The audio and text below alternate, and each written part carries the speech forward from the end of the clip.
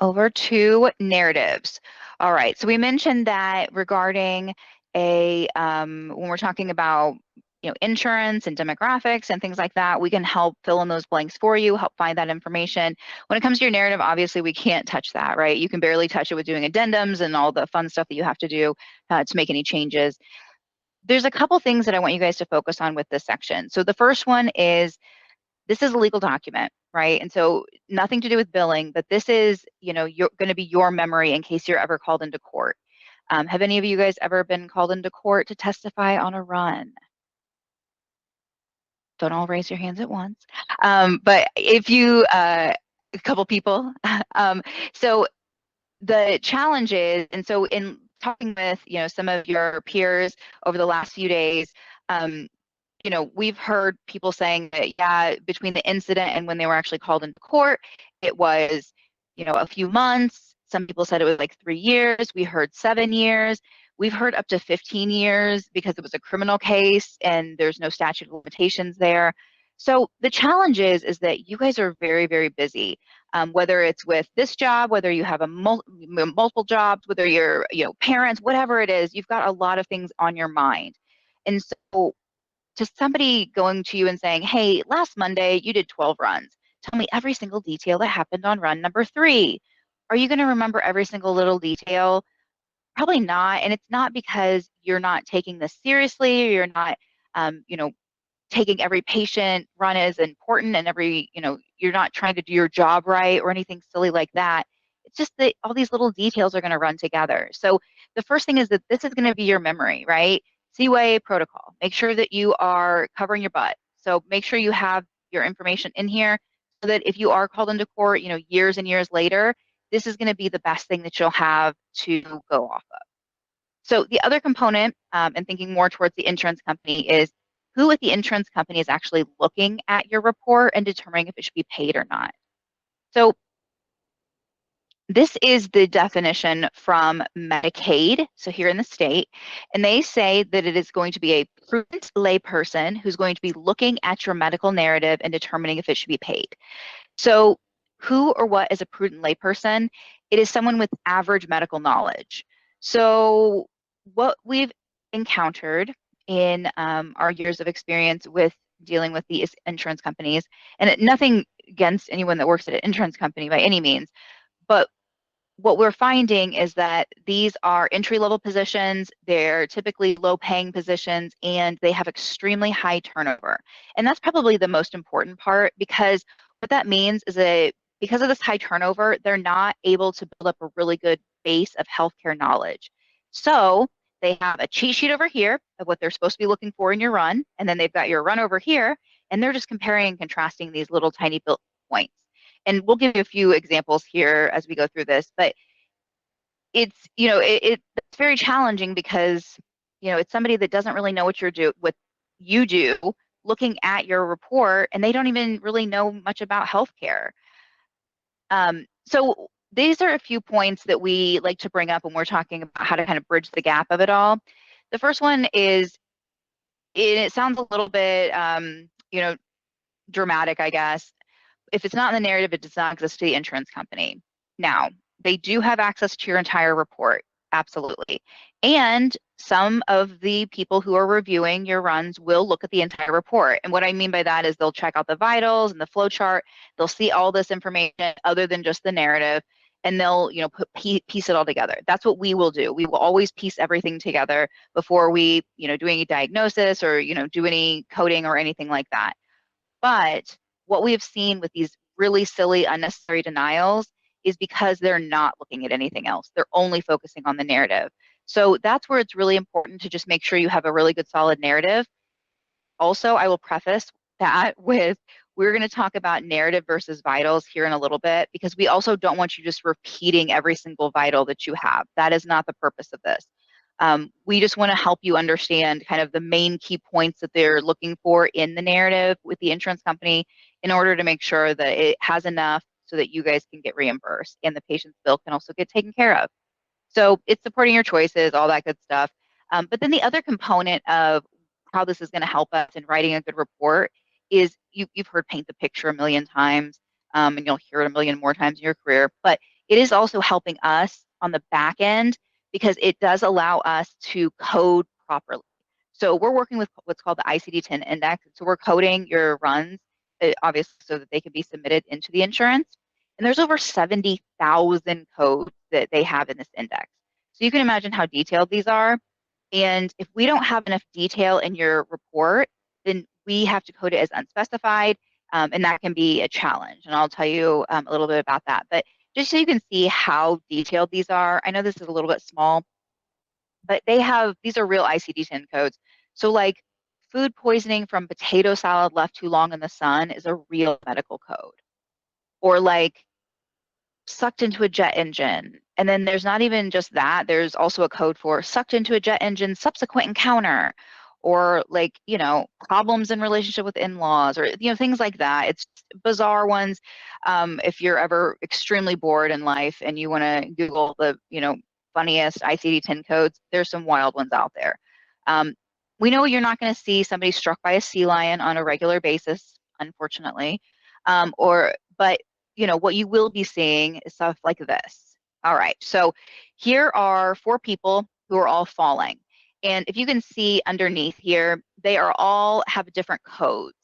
So because they're all falling on different mechanisms of ice, if you will. So we have one person falling on flat ice. We have one person falling on stairs that had ice.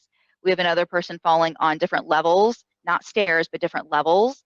And then we have the gentleman over here who fell on ice, but we're not sure, it's unspecified of what the fall was or how he fell or whatever the case is. And so the challenge with coding it as unspecified or generic is that in between us and the insurance company, as we're submitting it, there's this bot and it's called a clearinghouse.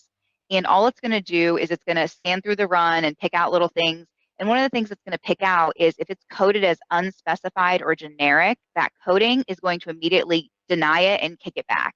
The insurance company won't even see it. So it'll immediately just be denied. So that means you guys won't get paid and the patient's bill won't get taken care of.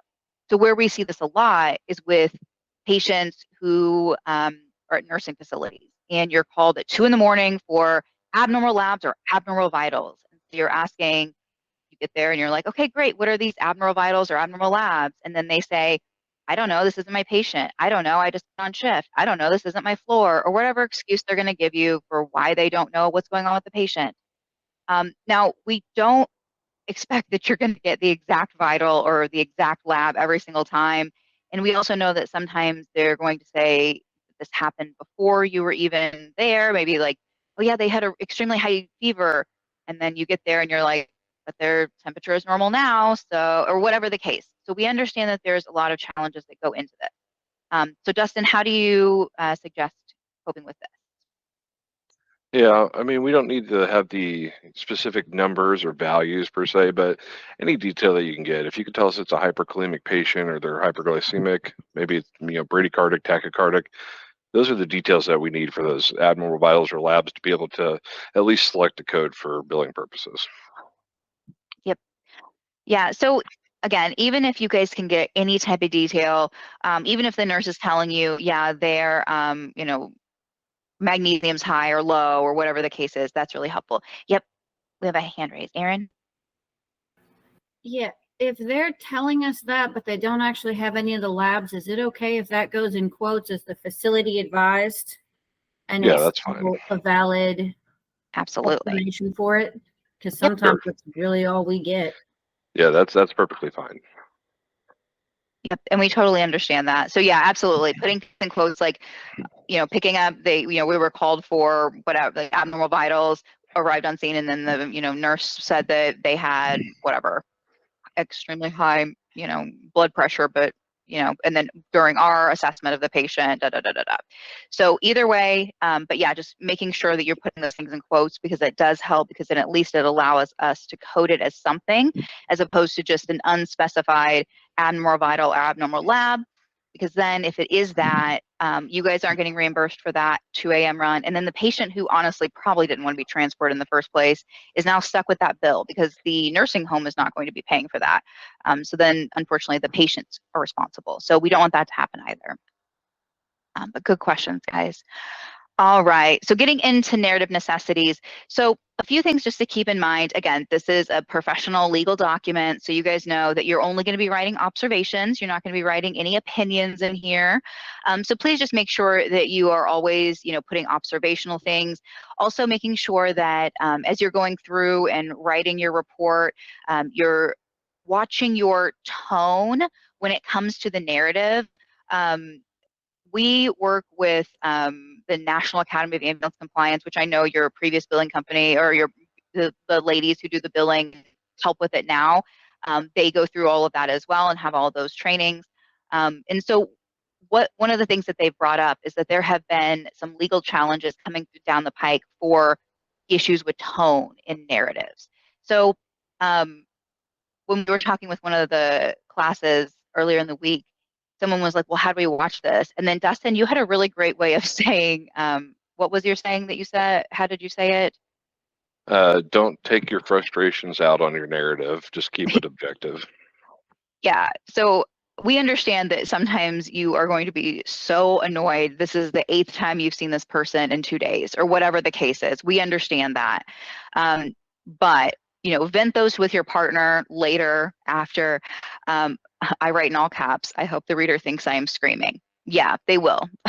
But no, even if that's what you always do, then that's fine. As long as you're not just like pounding on the keys for this one run. But yeah, just letting, just keeping it neutral, right? And just trying to be as observational as possible and, take your frustrations out with, exercise or whatever it is and screaming with your partner and venting and doing all that stuff. But, then when you're writing your report, take a deep breath, calm down, and just write the observations. But getting into this a little bit more of things that you should include into your narrative that's going to help with making sure that these prudent lay people are understanding what's being done, and also helping with the medical necessity of it all. So how the patient's found, right? So if a patient is found laying in the fetal position and clutching their chest and tears are rolling down their face, that's going to be a lot different than them standing in a driveway with a bag packed, asking to go 40 miles to a hospital, even though there's one a mile away that they could be treated at. Things like that. Those are definitely different. Or Dustin will get into the non-emergence here in a few minutes. And even if somebody's saying, bed confined, but you see the patient walking out of the bathroom, are they really bed confined? Like those type of things that are the ideas that you want to, continue to keep in mind and put into your report. Also, patient's condition. You'll want to put any type of injury, like, very specific, make sure you're putting laterality on there. In this example with this quote, pardon me, it's saying, swelling and obvious deformity noted on left medial radius, 6 inches superior to wrist. We do get pushback on this sometimes where does it need to be this medical? Sorry, we've been talking a lot this week, and so my voice is actually going out, so I apologize. So you guys are healthcare professionals. And so if this is how you speak with the left medial radius, 6 inches superior to wrist, awesome, keep that in there. But if this is not how you speak and you don't feel comfortable saying that, then that's okay too. But just let us know where that deformity is or that abrasion. Because when I say abrasion, we've had people say, patient had abrasion on their right arm. There are 12 codes in the ICD-10 index just for the right arm. There are 12 separate codes on the left arm. There's over 100 codes just on the body for abrasion. So just telling us, which inch of the arm it is, 6 inches above the wrist is really helpful because then at least it allows us to code it as more specific than just abrasion. Regular potato chips. Ooh, good. I will, all right, I will take your advice. I will be forced to eat potato chips in order to save my voice. Thank you for that. All right, pain scale, that's another one just to keep in mind. You know this, that's pretty obvious, but just adding it in there if it is applicable to the run and why you're there. And then onset is something that's also important. Like chest pain, 30 minutes prior to arrival, 8 out of 10 chest pain is a lot different than I've been having chest pain for the last 5 days. It's been a 2 out of 10 this whole time, but now I decided to call you. Because could they have gone a different way? Could they have taken an Uber? Could they have had a family member take them? You know, is there a reason that they're calling? Is it really medically necessary for them to be taking an ambulance as opposed to another way? So helping for aspirin and 6-nitro, done. I wish I was back over there with you guys. But yeah, so like those are the types of things we want to make sure that we're adding in there.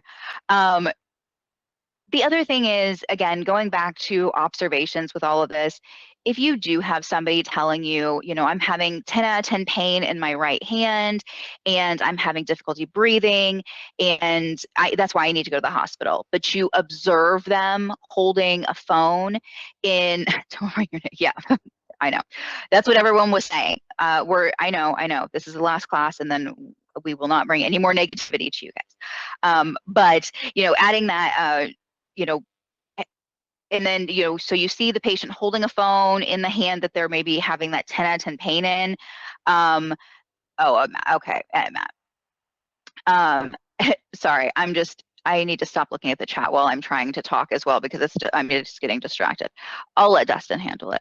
But then, yeah, if basically what it comes down to is if somebody is saying, I'm having pain, I'm having ADC, I'm observing these pains, or I'm having these pains, but you observe them doing something else, like holding that phone in that hand that had 10 out of 10 pain, or they're, you know, smoking a cig and speaking in full, clear sentences, even though they're having difficulty breathing.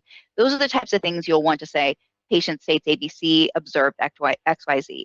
Again, not any kind of, you know, tone in there, not any kind of, you know, negativity. You're just going to be putting in your observations, right? All right, so I know we kind of spoke on this, but quotes are a really amazing way to just convey anything because first of all, this is going to help with your memory. If you are ever called into court and you're talking about this type of stuff, this is going to help you remember, yes, the patient did describe their pain as crushing or radiating or whatever it is. Or maybe somebody else is on scene describing what happened. Maybe the patient's saying that they're fine, but that you have somebody else on scene saying, actually, she's been having, you know, pain in her left arm and difficulty breathing for the last 30 minutes and XYZ, can't stand up or whatever it is. So helping put those little details in there. The one thing I will say about putting quotes is be as specific as possible because you want to make sure that you'll be able to remember exactly what it is. So one of the examples that we encountered was they said something to the effect of family states that they arrived home and found the patient like this. So what does like this mean? Are you going to remember exactly what like this meant in, you know, a couple months, in a couple years if you're called into court? So saying that they found the patient unresponsive with left side facial drooping is going to be more indicative of a CVA than like this. So those are the types of details you want to always add in there. Last couple things. Interventions, you guys know this, but even if you have an unsuccessful attempt, making sure you're putting that in there, because what we can do is if it is a higher level, so like if you have an unsuccessful IV attempt, that's going to put it at, you know, the ALS level of service, right? So then we can actually code it as that, even if it was an unsuccessful attempt. So then you guys will be reimbursed at a higher level, which means we can still get, you know, those type of supplies that were used paid for. So we want to make sure that we're always getting you guys reimbursed at the level that you deserve. The other thing, and we'll talk about this when it comes to narrative versus vitals and just adding in the pertinent, important details, is if you're saying that something is abnormal, you're doing some kind of intervention or test indicating an abnormal impression, putting the little bit of detail, instead of just saying positive for the Cincinnati Stroke Scale, saying positive for left side facial drooping. I know that's also going to be into your flow chart and on the other side of it, but those are the kind of things that they want to see in the narrative. And then how the patients move to the stretcher, you know, via 2-man, 3-man lift is a lot different than able to walk without assistance. So we want to make sure that those things are added in there as well. And obviously we know that it kind of depends on what's going on with the patient, but it always is helpful just to see that type of detail. All right. Dustin, you want to handle these? Yep. All right. Just to continue on with that, we're going to go over a few documentation challenges when we're talking about your narratives. The first point, PCRs can be considered negligent. To Carmen's point earlier, where she was talking about how we go through continuing education as well. We work with Paige Wolfberg and Worth, the leading EMS attorneys in the country, through the National Academy of Ambulance Compliance. At the last conference that we attended, this is one of the points they brought up. This case was out of New Jersey. Is for an epidermal hematoma death. This was a couple years ago at this point. There was a police altercation and a patient had fallen. They'd hit their head on the ground. EMS was called. They showed up, loaded up the patient, treated him on the way to the hospital. They treated him for nausea, vomiting in the back of the ambulance, but they didn't document anything related to the fall and the head injury. Didn't inform the hospital of that head injury, and apparently the patient didn't as well. The hospital ended up releasing that patient 6 hours later into police custody. Shortly after that, they got another call to take the patient back to the hospital because of their condition, and that patient subsequently died 3 days later from that epidermal hematoma. The family came back later. They were successful in suing the EMS agency and the hospital for that negligent documentation and negligent care.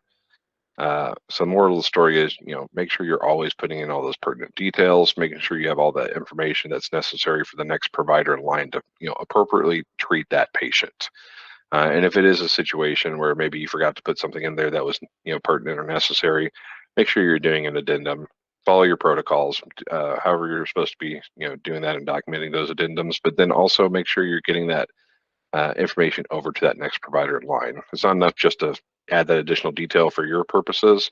You also need to let the hospital know that, hey, I forgot to let you guys know this. So make sure you pass that information along to them as well. All right, we're going to talk about a couple factors for your non-emergent transports. The first one, Carmen touched on briefly, bed confinement status. When we're transporting patients in a non-emergent manner, when the call comes in and it's not from the 911 dispatch system, the main thing that we're trying to do is establish medical necessity for that patient. We're trying to show that they do have to go by stretcher.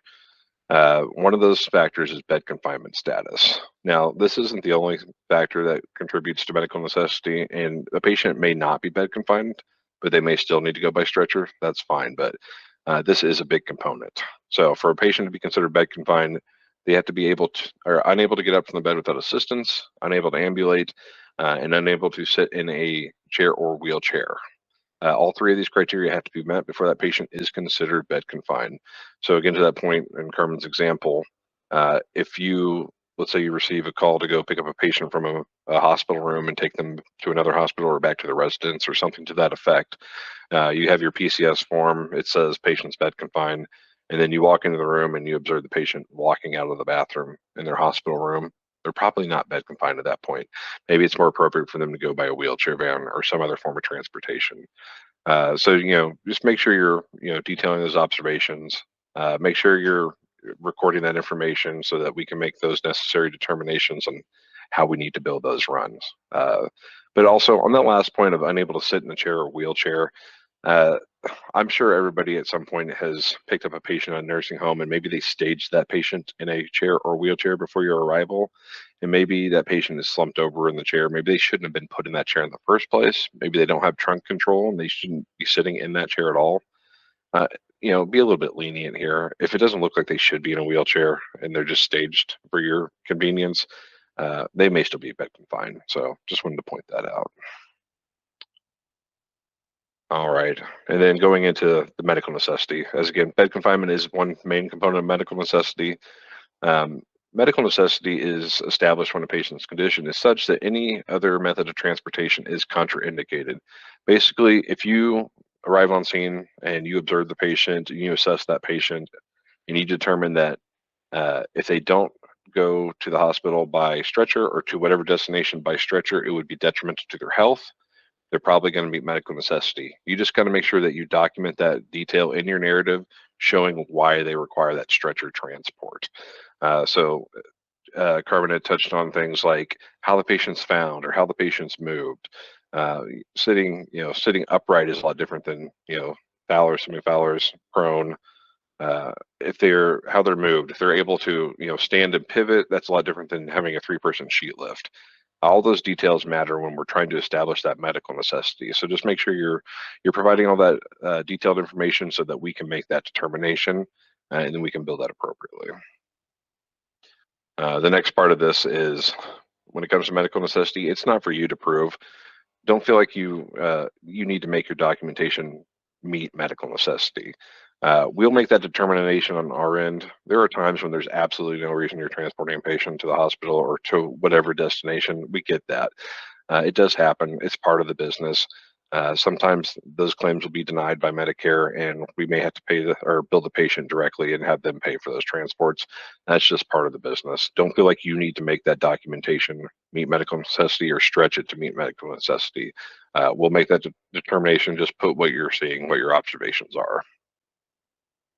All right. Last point to these documentation challenges. These are just some things to leave out of your narrative. Now, I'll preface with, in your EPCR software, you're going to have drop downs for lights and sirens, no lights and sirens, ALS, BLS, emergent, non-emergent. You're going to have drop downs for all those. These are state requirements. They are NMSIS reporting requirements for the state of Indiana. So make sure that you're always filling out or using those drop downs, providing that information. However, when it comes to your narrative, when you're writing a narrative and however you're traveling to the scene to pick up the patient, put whatever you want. But once you get to the scene and you establish care of that patient, however you transport that patient to the hospital, leave these phrases out. You don't need to put anything about transporting lights and sirens or no lights and sirens, ALS, BLS, emergent or non-emergent. It's just going to confuse the insurance companies.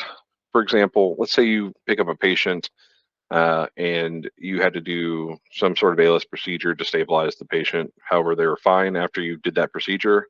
So now you have an ALS transport, but you're running no lights and sirens to the hospital for public safety. And in the end of your narrative, you put transport a patient, no lights and sirens, or transport a patient non-emergent.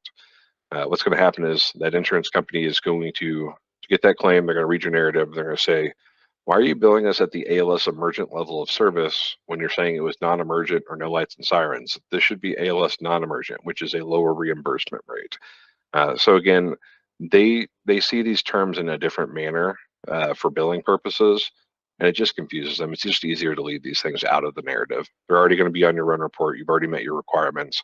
So just leave those out. It just keeps from muddying the waters and confusing the insurance companies and causing unnecessary denials. The other thing it's going to do is potentially spark audits. So this is an example from a TPE audit or a target probe and educate. This is an audit code or an audit reason that was given for one of our clients that we work with up in Marion County. They are an emergent only service. They only do 911 transports. They received a TPE audit because someone put transport a patient non-emergent in their narrative, and it sparked an entire audit from that one report. I know this is kind of small, but on this reason code, it says that they're auditing based off of the J modifier. In the ambulance billing world, the J modifier is for non-emergent dialysis transports. Again, this is a 911 only service. They don't do dialysis transports. They don't do non-emergents. They were asking for things like PCS forms, ABN forms, other documentation for non-emergent transports that did not exist. Now, we were able to go through the audit process, explain this all to the auditor, argue that this didn't make sense. We still had to go through the audit, still provide the documentation that we had. Took a couple months to resolve.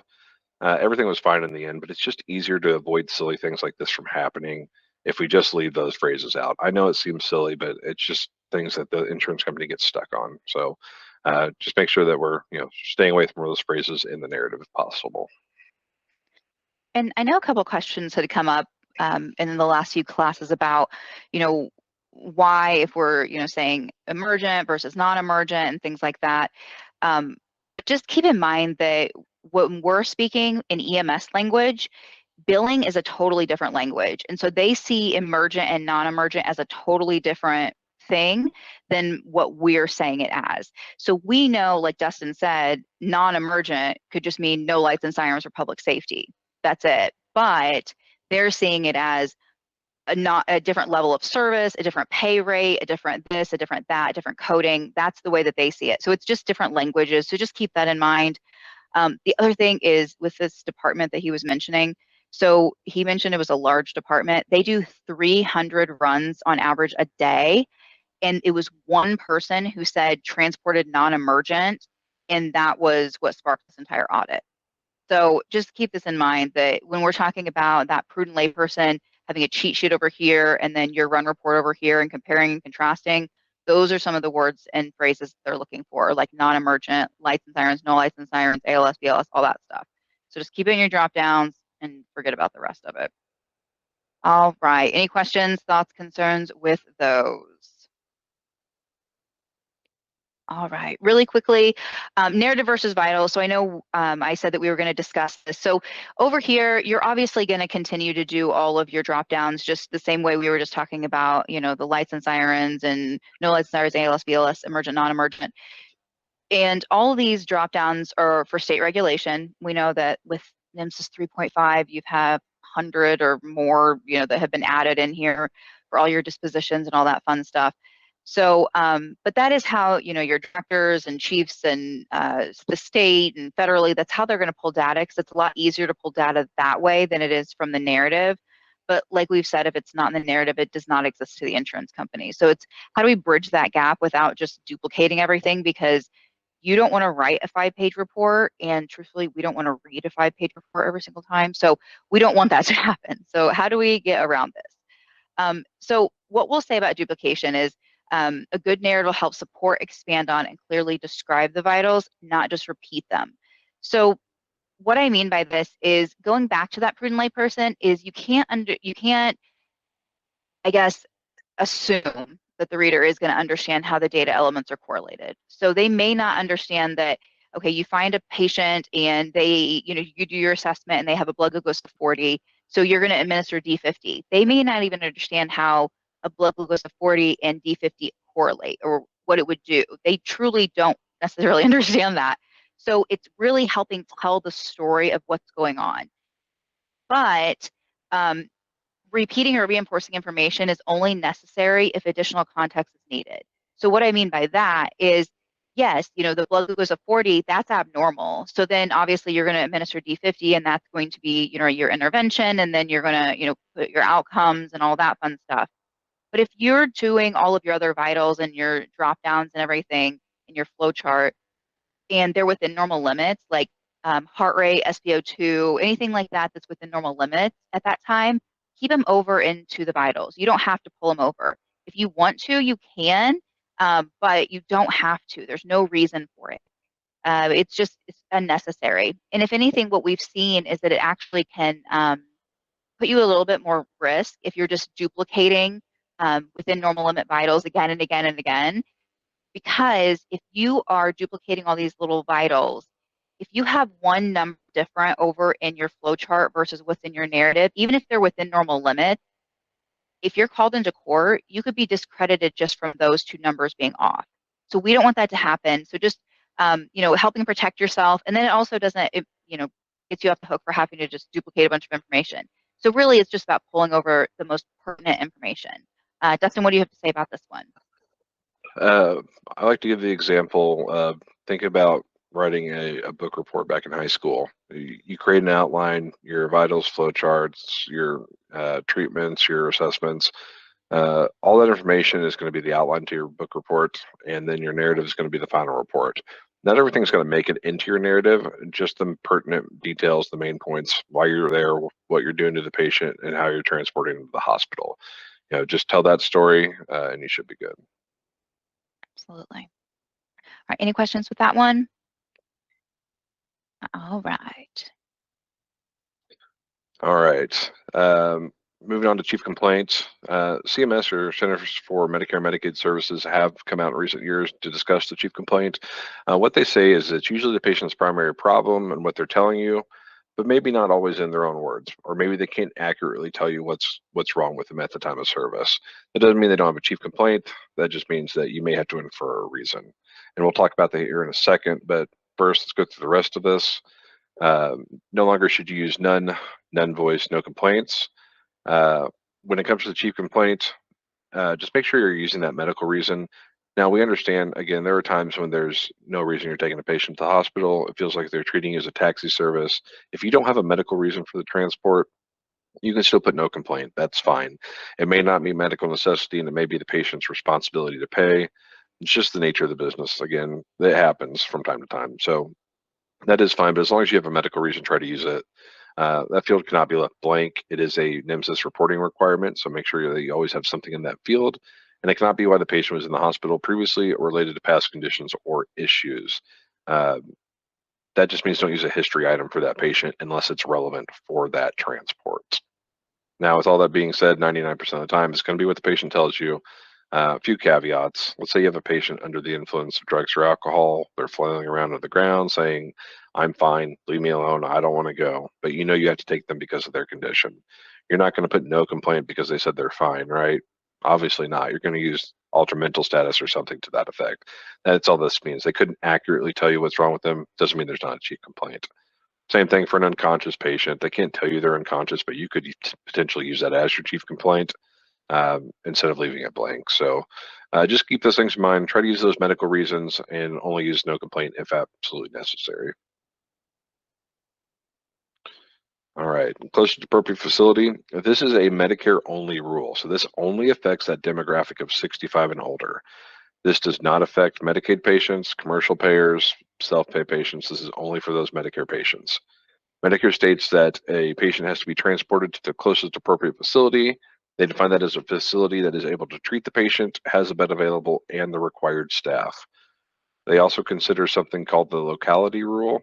Basically, if you have more than one hospital in the same general area or transporting jurisdiction or relatively the same distance, they don't care which one you go to. If it's just a couple miles difference, they're going to pay for that.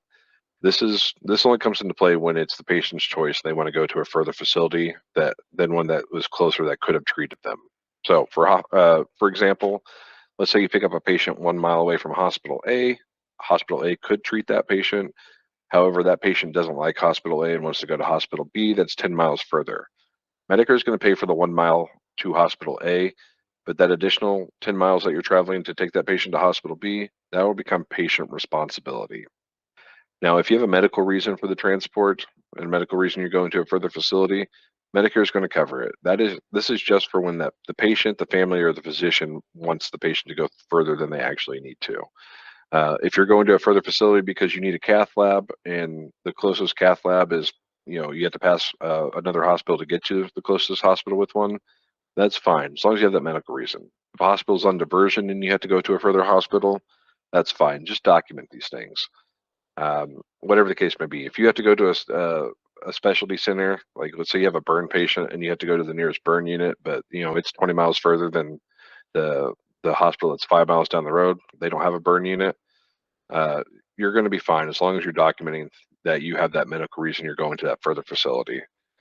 This is just when the patient is making the choice to go further than they need to go. So when it comes to that demographic of 65 and older, a lot of times they're on fixed incomes. These mileage charges can add up pretty quickly and they can be pretty detrimental. I believe your charge is $29 per mile. So if you think about that, if it's an additional 10 miles, that's $290 that the patient's going to have to pay out of pocket. So we don't want to unnecessarily bill these patients for non-covered mileage if we don't have to. One of the ways that we make that determination on whether or not we need to look into non-covered mileage is with your destination details in your EPCR. I know the screenshot's from a different system, but you have something similar where you choose closest facility, patient's choice, physician choice, family choice, protocol, regional specialty center. There's a bunch of different options in there. What we ask is that you just use the most appropriate answer. If you're telling us it's the closest facility or regional specialty center or something to that effect, we're going to believe you. We're going to bill it normally. If you say it's patient's choice, family choice, or physician choice, we're going to look and see if we need to bill non-covered mileage. One of the questions that did come up early in the week was asking about a physician wants the patient taken to a specific hospital for because that's where their medical records are. That's where they were treated in the past. That question actually just came up in the chat as well. So what about perfect. So what about if they have existing care to a further facility that may or may not play into this reason that we're. Yeah. So the easiest way to say this is in the Medicare manual, it states they do not pay for the convenience of a physician. Just because that physician works at that further hospital and that's where their medical care has been, that's where their records are, that doesn't mean that the patient necessarily should go to that hospital if a hospital half the distance has the same abilities to treat the patient. I know it's kind of silly. It seems like a broken system. It sure is, but that's what they say. No, they can still go to that facility. They just may incur that additional mileage charge, unfortunately. Medicare does not pay for the convenience of a physician, and they don't pay for the convenience of the family or the patient either. They just want that patient going to the closest hospital that has that service available. Does that answer your question?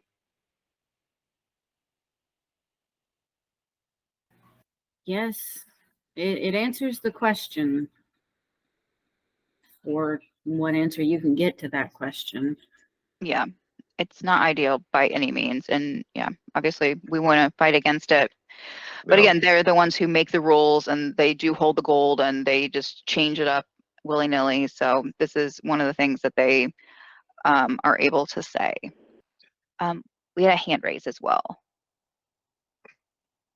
Yeah, my thing is on talking about that. Let's say we've got a patient that had an amputation recently, just got home from the hospital. It's starting to ooze, it's starting to drain, it's having an infection looking like, it's hot to the touch. We would take them back to where they amputated it. So should we not do that? You can still take them there. Again, if there's another hospital that you're passing that's closer that could do the same care, then that patient still may get that charge. They do have the ability to appeal with Medicare, and more times than not, Yeah. Medicare will end up paying for that. Because in my experience, another ER, another doctor is not going to want to touch that. If it's fresh and they've just come home, they want them to go back to the surgeon Sure. that did it. Sure. Yeah. So essentially, just still do what's best for your patient on each circumstance. Correct. Yes. Yeah. Well, I mean, we'll deal with the mileage on the back end. Like I said, there's an appeals process, and more times than not, Medicare will end up paying that. It's just a pain. It's not a perfect system, but again, when we're talking about Medicare or Medicaid, these state and federal payers, these rules are written by bureaucrats. They're not written by medical professionals. So Right. it's unfortunate, but yes, always do what's best for your patient. Okay. Well, thank you. Yep. And Yeah, then there did you you have go. something else? There was, yeah, In the chat, click regional specialty center as opposed to the physician choice in those situations.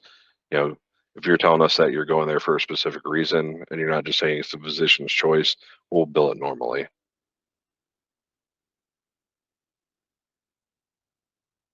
So, and again, the note in there about, you have that script on your badges for the mileage. So, but yeah, always do what's best for your patient. Any other questions on this before we move on? really good questions, guys. All right. Just a quick point on mileage. And I know there may be some confusion on this, but when it comes to documenting your mileage, we just need it to the 10th of a mile. Yes, you can use your trip meters. You don't just have to use the odometer readings moving forward. So if you're using your trip meter, it can be reset to 0, and then your for your starting mileage, and then your ending mileage could be like 10.2 or 15.4 miles or whatever the case is. Just make sure you're always documenting it to the 10th of a mile for your loaded mileage. We do have to bill Medicare to the 10th of a mile, so we do need that information. Even if it is a whole number, if it ends up being 10.0 miles, make sure that decimal point is always there. Other EPCRs, some of them have geo-verification features. Zoll does not, so unfortunately you don't have that, but if you ever do in the future, geo-verification is also acceptable. So just keep that in mind. Any questions on the mileage?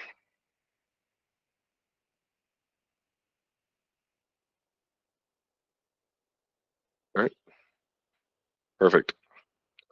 All right, we're going to go over a couple non-emergent forms real quick, and then we will move on to the final section. Everybody knows what the PCS form is, the physician certification statement. It's that piece of paper that the patient or the physician signs certifying medical necessity for that transport. Just keep in mind it must be signed and dated by the appropriate credentialed person, and it must support the documentation of the run report. So if that PCS form says you're taking the patient because they're bed confined, and then you arrive on scene, and again, that patient is walking out of the bathroom in the hospital room, they're probably not bed confined. So you may want to look into that, talk to the nursing staff, see what's going on. Maybe that patient needs a wheelchair van in that situation. But yeah, that PCS form should support and not conflict with the run report information or what you're seeing on scene. Next slide. Couple couple different types of PCS forms. You have scheduled repetitive patients and unscheduled non-repetitive.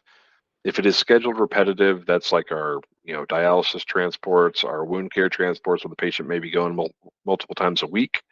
Those scheduled repetitive forms must be signed by the patient's attending physician. No one else can sign those forms. So just keep that in mind. I don't believe you guys have any of those patients currently, but if you ever do have those patients that you're seeing on a repetitive basis, those forms can only be signed by the attending physician. Most of the time, the transports that you're doing, those hospital to hospital transfers, those discharges back to homes and nursing facilities, those are going to be unscheduled, non-repetitive. Anybody listed here on the slide can sign that PCS form. They can complete that form. The physician assistants, nurse practitioners, RNs, clinical nurse specialists, discharge planners, even if you have social workers that work at the hospital and are familiar with that patient's condition, they can technically sign as well. So just keep in mind, all of these individuals can sign those PCS forms. Next slide. Just to continue, on the scheduled repetitive, again, you're not really going to deal with those, or you're not currently, you may be in the future, so just keep this information in mind. A patient is considered a repetitive patient once they are transported at least 3 times in a 10-day period, or once a week for 3 weeks in a row. Once that happens, that patient is considered repetitive, and that PCS form can only be signed by the patient's attending physician. No one else can sign that form. However, once you have that form signed by the attending physician, it is good for 60 days. So for 60 days after it's signed, you can transport that patient as many times as you need to before you have to get a new one. One caveat to that is the RSNAP program, which is the Prior Authorization Repetitive Scheduled Non-Emergent Transport Act that was established by CMS and was implemented nationwide on August 1st of 2022. Basically, they require prior authorization for those scheduled repetitive patients now. So what's happening is you're submitting all your documentation, your PCS forms to Medicare for prior authorization before the transport occurs, and they're making a determination on if they think that patient meets medical necessity and if they're going to authorize those transports. Unfortunately, 85% of the time they are denying those. So a lot of private ambulance services that do these non-emergent dialysis transfers have been put out of business, unfortunately. So just keep that in mind. Those are a little bit more difficult to get approved, and it's just kind of a mess. So, but unfortunately, you are not currently dealing with these patients. But just keep that information in mind. All right. The other form that you guys are going to deal with from time to time is the ABN form, or the Advanced Beneficiary Notice. This is just a notice for Medicare patients that states this transport is probably not going to be covered by Medicare, and you are agreeing to pay us for those services when Medicare denies.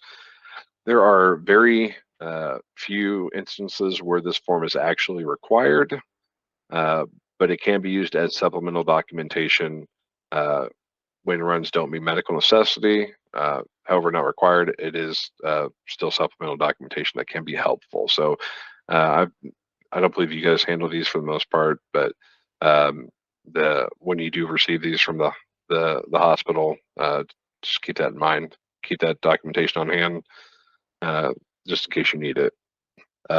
Next slide. There are rare instances where it is actually required. The easiest example for me to explain when that is actually a required form is, let's say you're picking up a patient from a skilled nursing facility, and they want you to transport the patient to the hospital to have sutures removed or something to that effect. Something that they probably could have done at their facility, but chose not to do.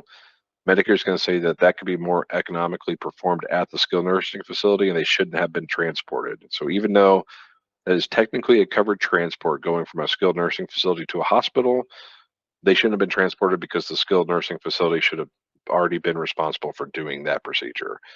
At that point, the ABN form would be required, and you would have to get that signed and get that patient's agreement to pay for your transport prior to that transport occurring. Again, very rare situations, and you guys aren't going to use these forms very often, but every once in a while you'll see them. Question, do we have ABN forms if something like this comes up? So you're asking Carson. I believe that the ladies at the hospital are usually the ones that are getting these forms and including this information. There you go, K-Drive. All right, those are the PCS forms and the ABN forms. Does anybody have any questions over those forms? And you guys are familiar with the new one that just came out and was emailed?